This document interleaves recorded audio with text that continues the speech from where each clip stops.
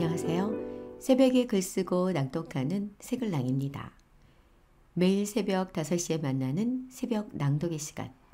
6월에 함께 낭독할 책은 정호승님의 산산조각입니다. 오늘은 한 알의 밀을 통해 가치 있는 삶이란 무엇인가를 생각해보는 시간을 가졌습니다. 그럼 새낭인들의 독서 토론으로 들어가 볼까요? 한 알의 밀. 한 알의 밀이 곡간 바닥에 떨어져 있었다. 밀을 수확하고 나면 몇몇 밀들은 자루 속에 들어가지 못하고 그만 바닥에 떨어지고 마는데 그도 그중 하나였다. 그는 처음엔 자루 속에 들어가지 않게 된 자신에게 특별한 행운이 따른다고 생각했다. 아휴, 저 녀석들은 얼마나 답답할까? 비록 어두운 곡간이긴 하지만 저 더럽고 칙칙한 자루 속에 갇히지 않는 것만 해도 정말 다행이야. 그는 좋아서 속으로 혼자 킥킥 웃었다. 그러나 그것은 그의 착각이었다. 함께 바닥에 떨어진 밀 중 하나가 바로 그날 밤 쥐에게 먹혀버린 것이다. 그날부터 그는 계속 불안에 떨게 되었다. 아, 내가 잘못 생각했어. 그렇게 좋아하는 게 아닌데. 저 자루 속에라도 들어가 있어야 했어. 그는 마음을 놓을 수가 없었다. 오늘 밤은 분명 내가 잡혀 먹힐 차례일 거야. 그는 바닥에 떨어진 다른 밀들이 쥐한테 다 잡혀 먹히고 혼자 남게 되자 고도로 불안한 상태에 놓이게 되었다. 그래도 겨울이면 몸을 맞대고 서로의 체온으로 추위를 견딜 수 있어 그나마 다행이었다. 그러나 언제까지나 이 자루 속에서 아무 일 없이 갇혀 살아야 하는가 싶어 하루하루가 그저 답답하기만 할 뿐이었다. 물론 곡간 밖을 향해서는 언제나 활짝 귀를 열어놓았다. 비 오는 소리, 바람 부는 소리, 꽃 피는 소리, 꽃 지는 소리, 꽃잎이 바람에 흔들리는 소리, 새들이 날아가는 소리, 새들이 날아가다가 찍 똥을 갈기는 소리, 별들이 나뭇가지에 앉아 기침하는 소리, 지붕 위로 부지런히 해 뜨는 소리 등 온갖 소리에 귀를 기울였다. 그러면 심심하지도 지루하지도 않았다. 어쩌면 직접 눈으로 보는 풍경보다 마음속으로 떠올리는 풍경이 더 아름다운지도 몰랐다. 다시 바람 부는 소리가 들렸다. 활짝 피어났던 꽃이 이제 시들어 꽃잎을 떨어뜨리는 소리도 들렸다. 그리고 홍시처럼 발갛게 물든 감잎 떨어지는 소리 사이로 곡간문을 열고 들어오는 주인 농부의 걸걸한 목소리가 들렸다. 이 녀석들 그동안 잘 있었나? 좀 답답했지? 이제 어디 세상 구경 한번 나가볼까? 주인 농부는 밀자루를 번쩍 들고 우물가루가 밀을 꺼내 물에 푹 담가두었다가 밭으로 나갔다.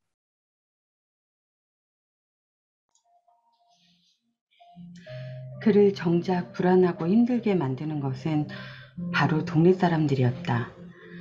요즘 밀농사 짓는 사람 누가 있나? 젊은 사람이 돌아도 단단히 돌았어. 그들은 주인 농부를 향해 거친 험담을 늘어놓았다. 지어봐야 돈도 되지 않을 텐데 왜 힘들어 짓는지 몰라. 차라리 다른 작물을 키우지. 우리처럼 토마토를 키운다든가 파프리카를 키운다든가 좀 발전적인 데가 있어야지. 언제적 밀농사인데 아직도 저러고 있나. 지금은 또 보리 농사도 짓지 않으려고 하는데 정말 안타깝군. 안타까워. 주인 농부는 동네 사람들의 그런 말에 아랑곳하지 않았다. 그들이 그런 말을 하면 그저 빙그레 미소만 띠며 두더지가 지나간 자리나 얼어부풀어 오른 자리를 지그시 발로 밟아줄 뿐이었다. 생각보다 겨울이 빨리 찾아왔듯이 봄 또한 빨리 찾아왔다. 봄이 오자 그는 자기도 모르게 더욱 뿌리를 내리고 쑥쑥 자라올라 이삭이 패기 시작했다. 이삭이 패자 긴 수염을 닿은 꽃들이 무리지어 피어난 뒤 누렇게 타원형의 밀로 익어가기 시작했다. 그는 자신이 언제 죽었는지 알 수 없었다. 땅에 떨어져 죽을 때에는 견딜 수 없는 어마어마한 고통이 찾아올 줄 알았으나 그렇지 않았다. 자신도 알아차리지 못하는 사이에 수없이 새로운 이삭을 몸의 단밀로 다시 태어나게 되었다. 그러고 보니 새롭게 쑥쑥 자라올라 다시 태어나는 일이야말로 한 알의 밀알이 땅에 떨어져 죽는 일이었다. 이 녀석들 그동안 잘 참고 자라주어서 고맙다. 주인 농부가 거칠고 두툼한 손으로 그를 쓰다듬어 주었다.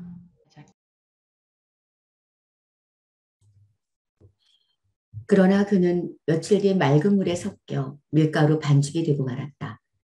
이번에도 나이 든 수녀님이 젊은 손님한테 일일이 설명을 덧붙였다.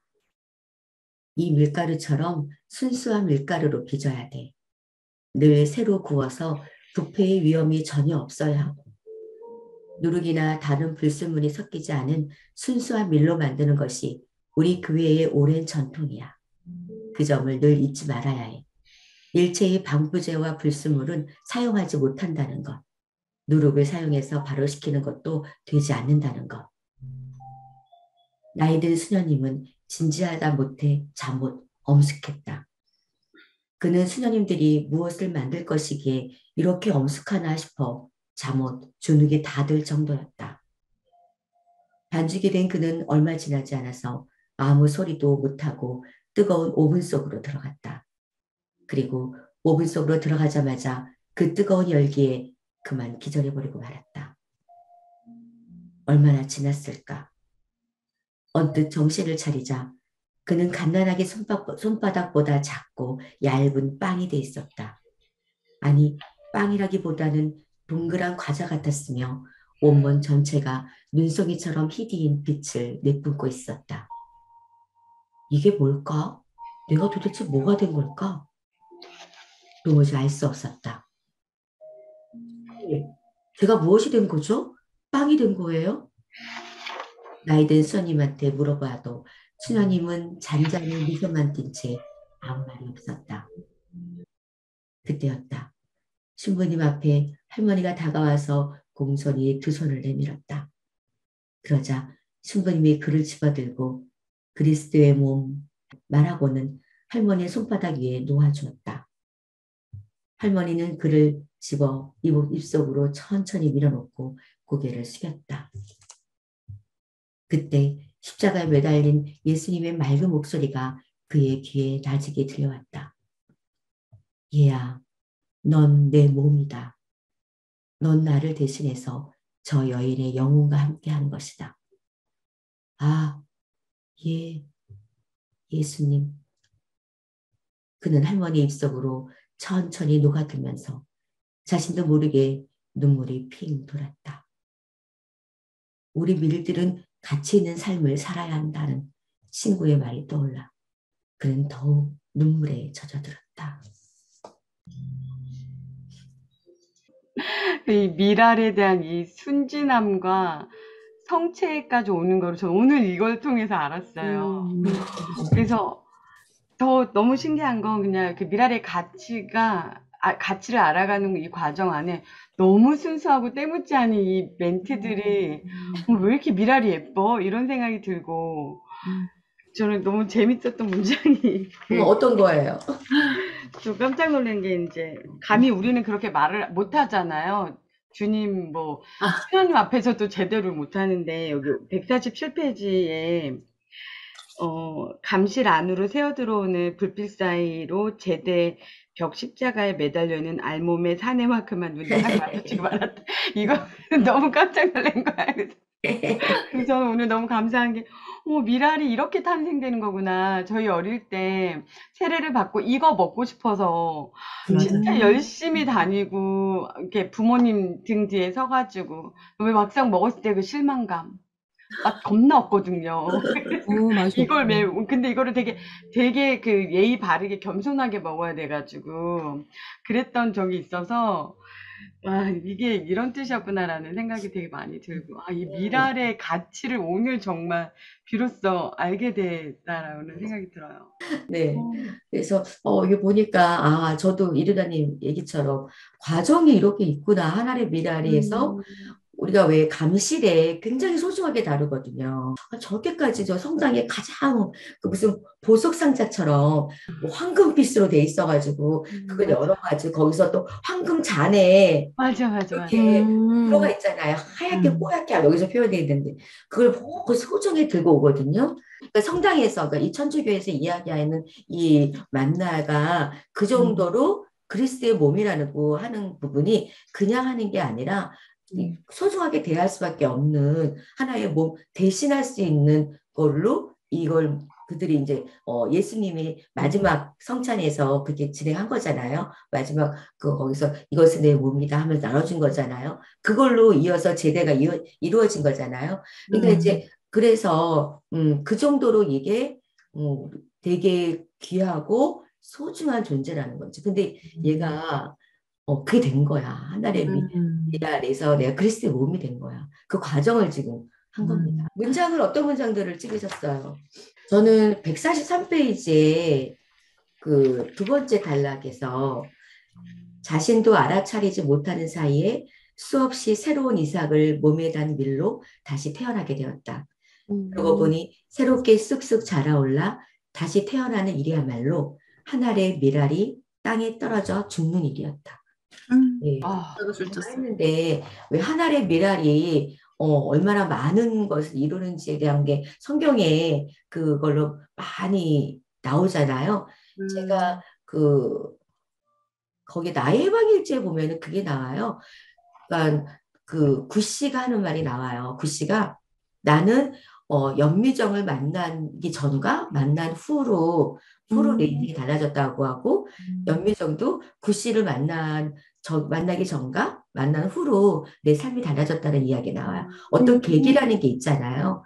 저 같은 경우는 우리 지아님 같이 간 가마솥에 누룽지 풍물패 그 네. 전신이 바로 장한협이라는 거고 장애인 한가지 협회라는 거고 그 장한협의 전신이 미랄이라는 단체였어요. 네, 음, 미랄이 장애인 단체였거든요. 그러니까 기독교를 중심으로 진행이 된 거죠. 개신교였죠. 네, 그러니까 그 음, 미랄의 단체가 시작이 돼서 제가 지금 하고 몸담고 있는 그 모임까지 온 거였거든요. 저는 이 모임에서 제 20대 초반에 여기에 제가 알기 전과 후로 나눠요. 그러니까 제가 살았던 삶의 방식이 완전히 달라진 계기가 된 게 바로 이 미랄이에요, 사실은. 그러니까 엄마, 네, 그 미랄에서 의미가 있으시고. 그 멤버들이 이제 새롭게 이제 장애인계로 나오면서 이제 단체를 만들고 그게 1980년대였거든요. 미랄이라는 게. 그러니까 굉장히 오래된 거죠. 여기에서 그 말을 해요. 우리가 비록 한 알의 미랄이 있지만 우리의 한 알의 미랄이 어떻게 열매를 맺을지는 우리에게 달려있다. 지금 우리가 하고 있는 이 소소한 운동이 지금은 아무것도 아닌 것 같지만 그렇지만 우리가 시작하지 않으면 누가 시작을 하겠냐 해서 그게 시작이 됐었거든요. 태동이. 이 부분이 바로 그 미랄의 모태 정신이 여기 나오네요. 그래서 아까 깜짝 놀랐어요. 저는 그래서 오늘 한 문장으로 선택했어요. 가치 있는 삶? 음, 138페이지의 윗줄에 이왕 밀로 태어났으면 가치 있는 삶을 살아야 되지 않을까? 그러기 위해서는 먼저 기다림을 배워야 되고, 점점점. 네, 그렇죠. 산산조각은 참고 기다리고 배우고 이런 말들이 많이 나오는 것 같아요. 그래서 요즘 제가 하고 있는 일도 그 사회적 기업 거기가 제일 추구하는 게 가치 있는 삶, 뭐, 그게 거의 모토거든요. 근데 사실 저도 이거 한 1년 정도밖에 안 해서 진짜 인생에 가치 있는 삶이 뭘까라는 걸 계속 생각을 하는데 이게 마음에 이렇게 딱 이렇게 꽂히게 다가오진 않는 것 같아요. 내가 이걸 막 예전부터 막 인간인 어떻게 살아야 좋은 삶이고 어떻게 살아야 가치 있는 삶인지 깊게 생각을 안 해봐서 어렵더라고요. 내가 사는 게 맞나 싶기도 하고 진짜 가치 있는 삶이 뭘까? 이게 막 희생이고 봉사일까? 난 그것만 생각이 그게 맞나? 그렇게만 살아야 되나? 이 생각도 들기도 해서 이게 진짜 아까 얘기하셨듯이 결과물은 어떨지 모르는데 과정이 너무 고통스럽고 생각이 많게 하고 불안하다 이 생각이 들거든요. 이거 읽으면서 지금 지금 내가 가는 그 생각하는 거랑 좀 비슷하게 쓰셨다라는 생각이 들었어요. 우리 지아님의 가치 있는 삶에 대해서 두 분은 어떻게 생각하세요? 어떻게 얘기를 해요? 현실적인 것 음, 같아요. 어, 가치 있는 삶을 살기 위해서는 선행을 베풀어야 되는 건데, 그게 정말 내가 행복해야 가치 있는 삶도 선행을 베풀 수 맞아요. 있다고 생각을 하거든요. 맞아. 사회적 기업이라는 것 자체가 비현실적이야. 약간. 이게 말을 되게 잘 만들어낸 거야. 사실 예산을 따기 위한 맞아. 그런 단체 이름인데 실제로 그 안에 열어보면 이익을 추구하거든요, 사실은. 이익도 추구해야 되는 네, 너무 이익이 어려워. 없으면 그래서 정말 나라의 예산을 따기 위한 정말 수단과 방법을 가리지 않고 만들어낸 단체인데 겉으로는 사회적 기업이라 하지만 진짜 힘들거든요. 그거 예산 따서 또 나라 돈은 또 한 푼도 이렇게 우리가 맘 편하게 쓰질 못해. 이런 한 장이라도 그걸 위한 영수증 희생을 해야 되고 그걸 또 사용하는 사람도 그렇고 어쨌든 간에 선한 영향력을 베푸는 것도 저는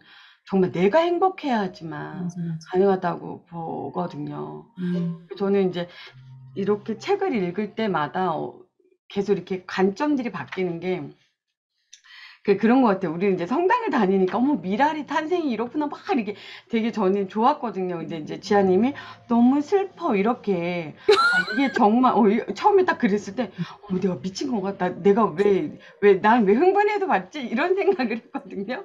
근데 이제, 이게 정말 경험, 알고 있는 거에 차이가 엄청나구나라는 생각이 들었고, 항상 이렇게 책을 읽다 보면은, 자꾸 이제 제가 힘들었던 거라 자꾸 결부시키게 되고, 가장 내가 처해 있는 환경이랑 자꾸 비교를 해서 거기서 제가 자꾸 극복하려고는 해요. 이게 되게 좋은 치유의 과정인 것 같긴 하거든요.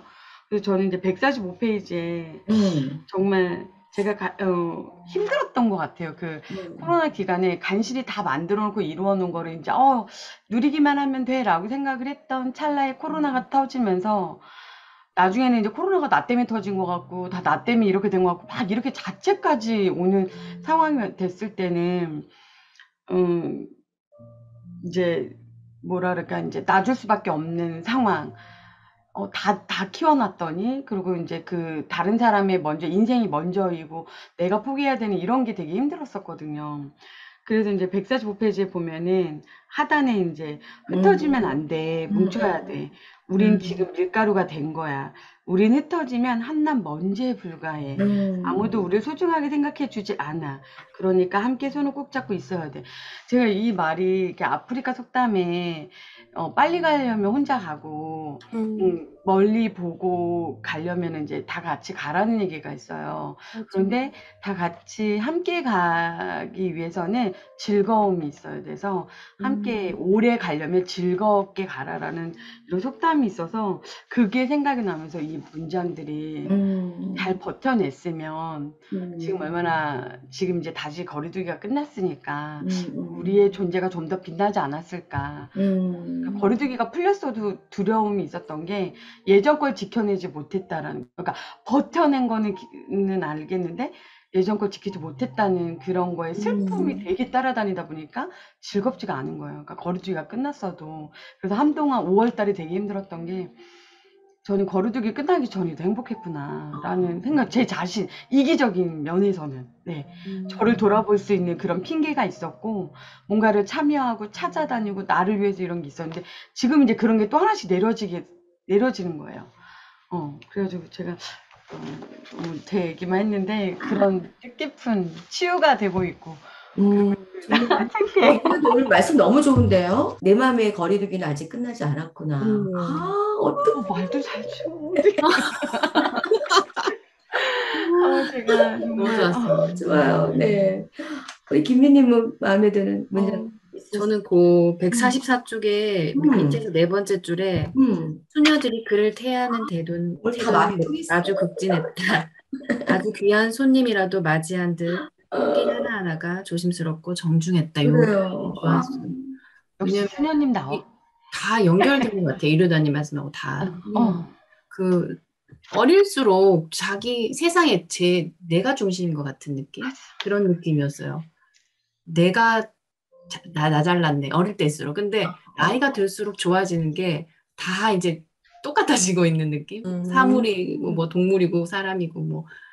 그래서 하나의 미라를 그냥 발로 툭 차는 게 아니라 얘도 나와 같은 존재구나. 그러니까 그래서 이루다님 말씀하고 연결되는 게 그냥 다 같이 이렇게 막 어우러져서 막 이렇게 하나인데 이런 느낌이 드는 거예요. 점점. 너무 그래서 저도 좋네요. 이런 아, 진짜 어떡하지? 나이 들면 좋은 게 또 그런 게 있는 것 같아요. 세상에 이렇게 허투루 생긴 건 없는 것 같아요.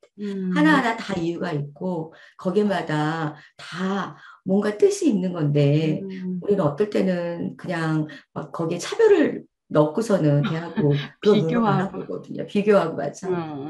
여기 하나의 미리 또 이렇게 누군가한테는 소중한 또 내 몸에 들어와서 또 그 몸이 돼서 그 깊숙이 그거를 또 인내함으로 인해서 다가오는 게 열매가 될 수 있다라는 게 오늘 너무 좋은 또 기운을 또 받네요. 그러니까 이분이 불교적인 부분이 있지만 내가 그랬잖아. 천주교 신자인 것 같다고.